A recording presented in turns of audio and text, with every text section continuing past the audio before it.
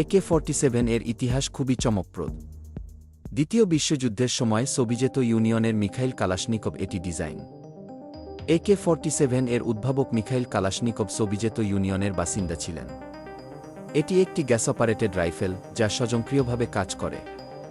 এটিতে 7 পুটকি 39 মিলিমিটারের কার্তুজ ব্যবহৃত হয়, যা একে অত্যন্ত শক্তিশালী করে তোলে। এর নির্ভরযোগ্যতার কারণে এটি সারা বিশ্বে অত্যন্ত বিখ্যাত। AK-47 এর কিছু গুরুত্বপূর্ণ অংশের মধ্যে রয়েছে রিসিভার, যা পুরো মেকানিজমকে ধরে রাখে। এছাড়াও আছে barrel, bolt carrier, gas tube, magazine এবং স্টক।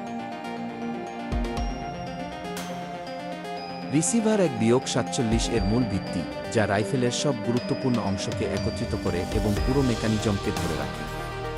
ব্যারেল হল সেই লম্বা নল যার ভেতর দিয়ে বুলেট বেরিয়ে যায়।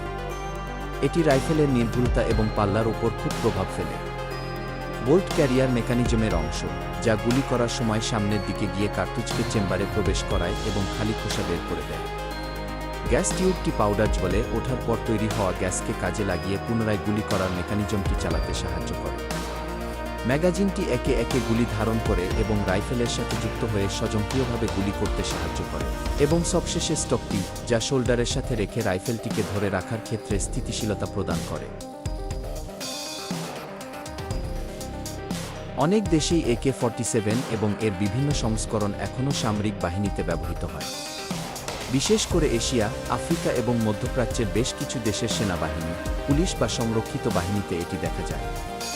এছাড়াও বিভিন্ন বিদ্রোহী গোষ্ঠী বা অনিয়মিত সামরিক সংগঠনগুলোর কাছেও এটি একটি অত্যন্ত জনপ্রিয় অস্ত্র।